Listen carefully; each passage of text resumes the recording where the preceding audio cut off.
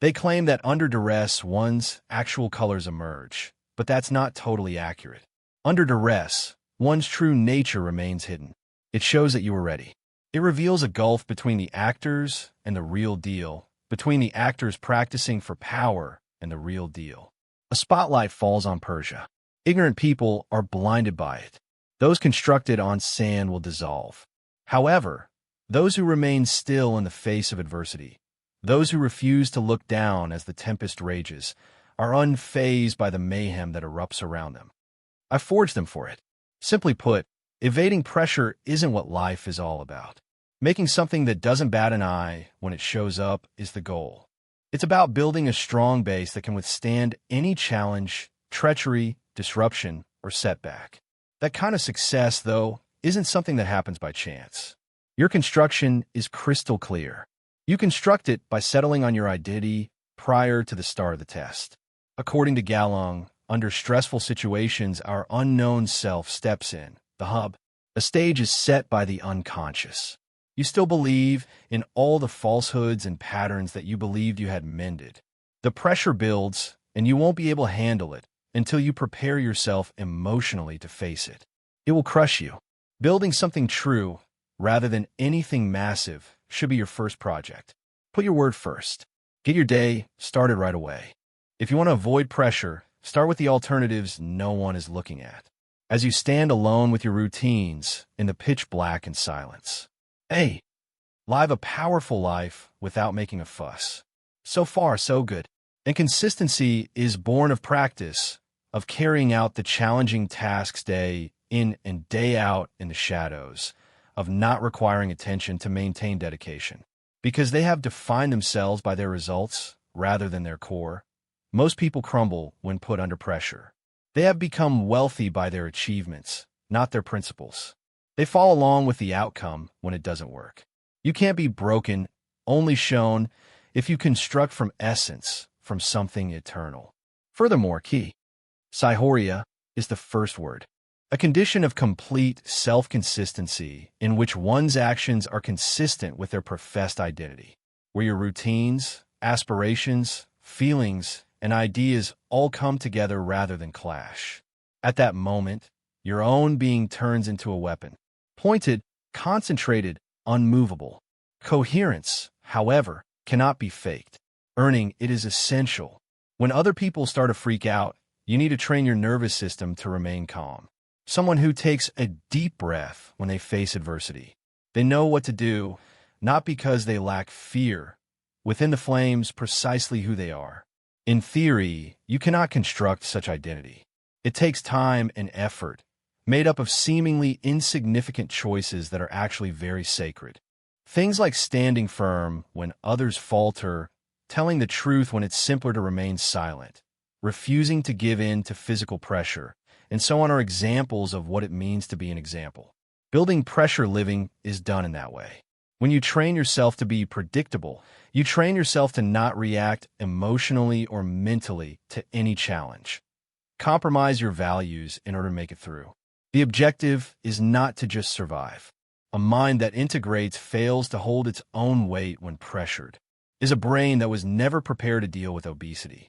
Because there is no pressure, you should practice focusing, being alone, and remaining silent. It's already there in the judgments, in the diversions, in the internal struggle that whispers compromise once. Do not appear even once. For once, let's set a lower standard. But once in a while, it starts to become a pattern. With each pattern comes your identity, and it is this identity that either supports or undermines the life you lead on the inside. Because of this, you make a different decision.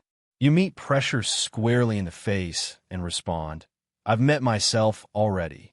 You're not introducing me to anything new. You're just revealing what I trained for. No mercy is required by that kind of existence. It makes no effort to find harmony amidst disorder. It finds its equilibrium. Its skeleton remains motionless as it moves through flames. Being unstoppable is your goal. Train your brain to resist the allure of dopamine. It seeks order. Construct a spirit that won't crumble in isolation. In it, it generates. Establish routines that are independent of praise. Because the only determinant between those who fail and those who succeed is their reaction to pressure. Alignment is crucial to their success. The manner and the pressure aren't merely outside factors. They're also inside. It's the weight of possibilities, the strain of being aware of your potential and seeing yourself put it off, day in and day out. Regardless of the amount, the degree of betrayal, or the external demands, that pressure is greater. That's how much of it carried either the weight of regret or the weight of purpose, depending on how you choose to live it. Do something immediately, not when it's convenient or tomorrow. The first step is to define your code. What is it that you will not abide any longer? In what areas will you remain unwavering? When no one is looking, who do you become? And the only thing that's knocking is pressure? That is the true test. The crucible is that place. And if you can pass it every single day, you'll be immune to harm. When the bill arrives, you don't bat an eye. As the temperature drops, you show no signs of fear. You remain composed when they depart, because you've already dealt with the loneliness and internal rejection. The key to a resilient existence is constructing it in this way. Things needing to be perfect no longer bother you. You give up thinking things will remain peaceful. From disorder, you construct harmony. Your routine is built on fire. Stick with it until you achieve excellence. A lasting impression is what you seek. Get your lungs in good enough shape to breathe after that. When oxygen levels drop, construct a spine that can support twins without folding. Create routines that remain even when you're exhausted. Exhaustion is never a valid justification. Your teacher is exhausted. And when you feel pressure, it's a signal to either back down or stand up. Whoever rises to the top does it at the last possible moment. Their dedication is unwavering, not to comfort but to becoming. Instead of to alleviate, go toward alignment. Not to their gratification, but to what fortifies them. Plus, the amount of weight you lift in the gym has nothing to do with your strength. The ability to bear the weight of truth without collapsing is a measure of it. You can measure it by keeping track of how frequently you tell yourself no in order to get a larger yes. It is quantified. When it comes to remaining faithful to your internal compass, you don't really need much help from the outside world. You can't use it to find north. This one looks within. A lot of folks are scared to even glance in that direction, frightened of confronting the aspects of themselves that have never progressed beyond their fear. The unhealed voice that continues to freak out when pushed too far. The terrified kid who thinks they have to give up on themselves if other people leave them alone. But you learn something when you face that voice head on, when you stare it down without blinking. This thing is harming you, not pressure. What matters most are the narratives you weave within it. You're not good enough just yet. The story goes, and you have to break here, that the magnitude, volume, and weight of the moment are excessive. Therefore, rewrite the plot. Put your name on it with discipline, sweat, and blood. In the time when no one is looking, write it. Craft it amidst the stillness, where character is carved like a blade through stone by your choices. Quicken your pace is unnecessary. You must proceed with greater sincerity, conviction, and fixation on honesty over reputation, because performance has no effect on pressure. Presence triggers its response. When you know you've put in the effort, presence follows. For the simple reason that you know the rock upon which your house is built is not malleable, but rather forged. Do you wish to embody a tempest? Then you should know to simply remain motionless whenever the wind picks up speed. Why? Because the storm is calm.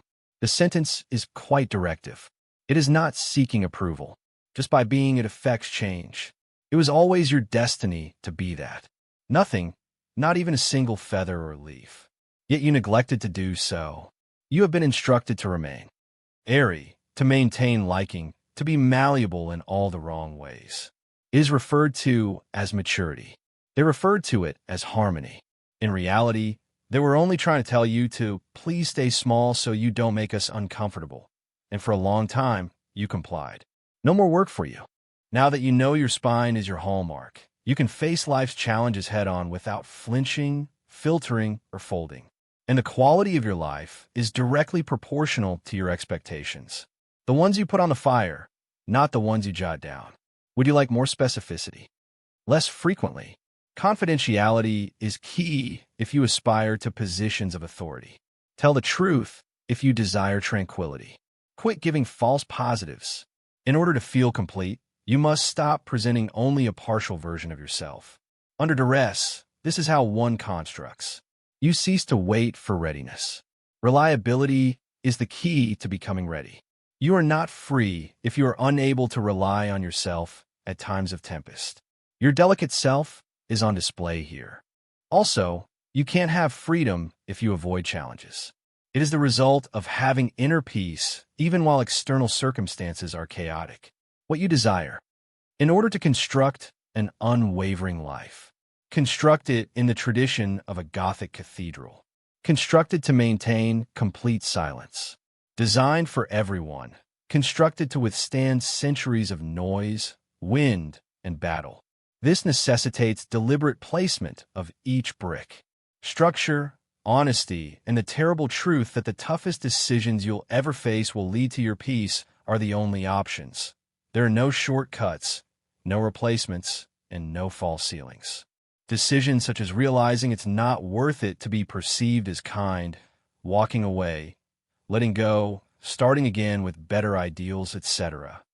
Being unfit for delicate love, delicate thinking, and delicate purpose is a sign of weakness. You were fashioned to bear burdens, have vision, know the truth, and kindle fire. If you aspire to be a leader, you must follow your own example. I wasn't built to survive. I was built to stand. I was built to rise. I was built to carry truth like a crown, not a burden. And in that moment, when I was tired, when I was doubted, when I was grieving, when no one clapped, you answered with a clear and unwavering determination. Now that you've built a life that doesn't flinch, you stop reacting and living on defense. You start ruling over yourself, your instincts, your story, and all the versions of you that were willing to break just to be accepted. That's done. Now you remember who you are, and the world will feel it. Not because you said it, but because you stopped flinching. Unfortunately, most people spend their entire lives searching for someone or something to affirm them, for something they already have. They'll seek love, power, and perfection in order to feel validated, seen, and enough. But none of that will last, because you can't escape the hole you dig for yourself when you forget your own value. Self-worth isn't a prize. It's not something you get for being nice, for others' approval, for titles, followers, or paychecks. It isn't something the world hands you when you succeed at being yourself. In the end, you achieve perfection, the peaceful realization that you were sufficient from the start. However, you learn from the world that your value is contingent upon your usefulness, that you're only valuable if you make other people happy, that your worth is determined by how little space you occupy, how easy you are to like, and how much you give before asking for anything back. You learn to shrink yourself so others could feel big, to say yes when you meant no, and to smile when you wanted to cry. Scream, to remain when your spirit pleaded with you to depart. And you did. Time and again, you sold out your soul for acceptance at tables where your voice was never heard. But this isn't your place to be welcomed. This is your chance to be whole. And to be whole, you must wage war. War against the falsehoods you were taught. War against the self-image you built to stay alive. War against the parts of you that think love can only be achieved through hardship. This is the battleground of self-worth. It doesn't appear glorious. It appears as subdued resistance. Like, when you fully accept yourself, you become unbridable and uncooperative with systems that profit from your self-rejection. This makes you dangerous, not to the world, but to every lie the world has ever told you. It's like saying no and letting the chips fall where they may. It's like walking away from validation and into solitude. It's like choosing your own path, even when it costs you connection. Carl Jung said, "The most terrifying thing is to accept oneself completely," and he was right. Power does not come from receiving love, but from loving oneself to the point where no one's love can ever be used against you. Self-worth is not an emotion, but a foundation, and most people fail to build it. Instead, they try to cover up the flaws with productivity, people-pleasing, and performance, but that just makes things worse. The house falls down every time someone disapproves, love is withheld, or the applause wanes. But you, my friend, are immune to these things. You are. Refrain from patching over. Instead, tear down the false foundation and build a new one from the ground up. This requires you to confront all you've been avoiding, including feelings of shame, unworthiness, and unlovability. Rather than affirming over these things, you must face them head-on. Sit with the parts of yourself that hurt and are afraid they are too much, too broken, too loud, or too soft, and tell them, "You belong, please do not be exiled. No one else's affection can ever replace mine for you. In order to fit in, I will not sacrifice you. Yes, you are the one I've chosen." Value for oneself begins at that moment. Achievement does not guarantee it. Sovereignty harbors it. It becomes yours the second you make the conscious decision to cease behaving like a commodity and begin doing so as an individual.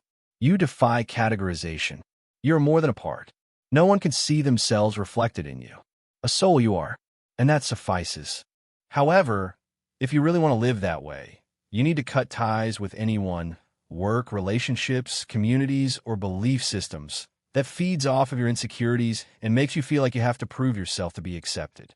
Get out of here with the ease of having your likes reciprocated and into the crucible of being yourself. Yeah, it's going to burn. However, you are not the one on fire. It's the equivalent of a prison, the conditioned self, the mask, the false self. The one that was never truly yours is the one that's on fire. Something unbreakable emerges from the ashes. What rises from the ashes is not a brand new identity. This mask isn't stronger. It's your primal self, the one who existed before any indoctrination, compromise, or breakage. You who could experience life without seeking approval. You should. It did not evaluate value via comparison. When you were younger, the world forced you to hide, but now you may live your life fearlessly and without apology. The universe starts to shift when that self emerges, even if it's in pieces at first. It brings with it a reality that is profound, firmly planted, and unaffected by superficial factors. Because confidence isn't subtle. It is not gullible. The sound is not muted. That's the rumble under your silence. Your intense stare. Your unexplained movements. Just the way you politely decline a request. A method. You are able to free yourself from the pain that formerly consumed you. You cease haggling about your personal boundaries when you have self-worth. You should quit spending too much time explaining your decisions to those who have never had to do the same for you. You give up trying to get justice from people who gain nothing from your silence. For those who would refuse to provide you with a bandage, you cease the bleeding. Above all else, you cease seeking approval to live your life to the fullest. A seismic shift has occurred. Every aspect is changed. A rebalancing of your relationships occurs. The bar is set higher. As a result, your vitality. Demanding, royal, and exacting. You come to the realization that battling for crumbs of connection is no longer necessary. To be selected, you need not exert any effort. This is a gift, not a cost, to have you here. Rather than being bitter, you gain insight and become the one who chooses. Not everyone deserves access. As you can see today, your value is not longer being auctioned off, not because you are superior. A Saihoria is this. Being completely integrated is a euphoric state because it means you aren't missing anything, there's no work to do or problems to resolve. Inconclusive evidence. This is the moment when the proving myself phase ends and the becoming myself phase begins. Because being hard on yourself doesn't imply you think you're flawless. This indicates that you have accepted and even welcomed your flaws. What this means is that you have chosen to love yourself despite your flaws, including the ones you consider ugly. You have won the battle against your shadow. Its return has been warmly received. You are powerful because of this. Why? Because once you accept your imperfections, no one can take advantage of you. Nobody can humiliate you into giving in when. Yes, you have pardoned yourself. When you're the one giving love, no one can lure it to you anymore. Those mired in performance anxiety should be afraid of this freedom. Pursuing value is no longer your goal. This is your source of income. And when you make your life about what you're worth, people treat you differently. It will either soar to your level of expectation or will fall flat. No need to pursue. You aren't possessive. You fail to persuade. The align will find you if you just let it. The force of self-worth is like a gentle breeze. That isn't. Out loud. Damn, it's not thirsty. It is not in need of attention. Its light shines. It mutters under all the barriers you erect. Your sacred determination to refuse to shrink even for another day, your stillness, and the times you choose rest all contribute to this. So does your refusal to explain or say no? All eyes will be on you. Plus, people will either see themselves reflected in you or the things they've been trying to hide. You're not responsible for overseeing that. Your duty is to remain firmly grounded in reality, to persist in making your own decisions, and to coming back to the realization that you are sacred. You are not meant to bear the burden of other people's tales, even when they try to project their own brokenness onto you. This is your time to shine as an individual. Something remarkable occurs when you completely embody your own tale without filtering, packaging, or enhancing it for public convenience. You no longer need the word to reflect your value. You can see it for yourself. That reflection in the mirror is no longer seeking imperfections. It checks if you're not too much now. It now negotiates without embarrassment. The eye observes. It has memory. It is aware. You were never excessive, as you were well aware. For those who had forgotten how to breathe, you were simply too vibrant. Your sensitivity was always just right. You simply possess antennas that enable you to discern truths that others find incomprehensible. You never made a fuss.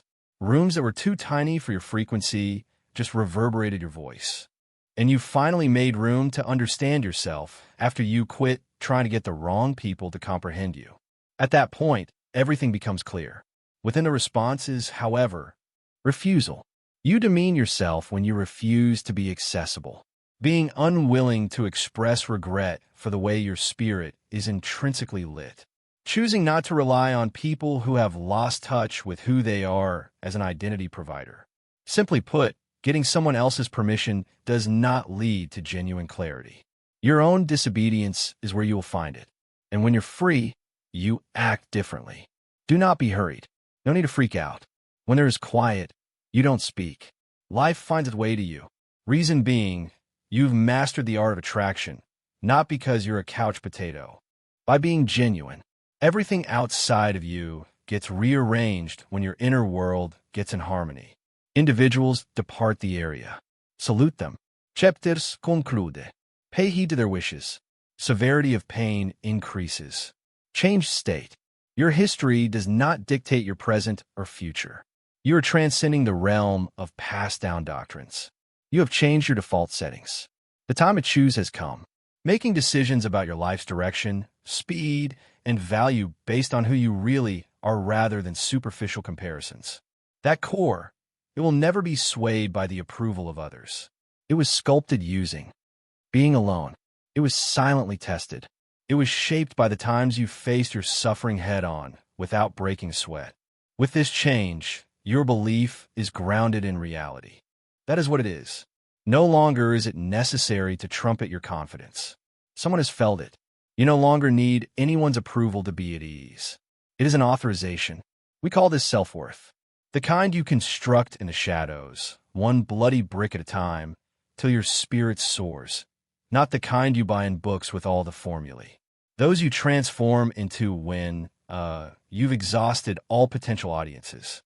At the point when all pretense is stripped away and just reality remains. Completely authentic without remorse. You have discovered something dreadfully strong beneath your original personality after peeling back the layers of programming, quiet, and shame. You no longer stand as someone who is fixed, but as someone who recalled. None of the groveling, bending, or standing ones. You were a vibration, a signal, and a reminder to the world as you stood there. Being unbending is a real possibility. This is conceivable to exist in complete honesty. Loving oneself is a choice that does not require approval from anyone. Now that you know rejection is only a filter, you can face it without fear. Failing is now merely feedback, so you no longer dread it. Now that you know, being alone is no longer a worry of yours. No matter how many people were around, being alone never felt so lonely. It was as if you weren't there. However, at last you have arrived, and you are here passionately. Suddenly, everything shifts. No, you're not going faster. You have finer control. You should put more effort. When you move, you make less mess. You remain silent. When you talk, more accurately. Living a life rooted in self-worth entails this. It's not about constantly experiencing positive emotions. Remembering to value yourself, even in the face of adversity, is key. Staying true to yourself, even when it's uncomfortable, is the key. Asking little minds to comprehend your greatness is about to end. They did not create you to fit their mold. Their purpose was to break you. Nothing can be taken away from you now that you have it. Being agreeable is not your purpose here. You are not in this to win anyone over.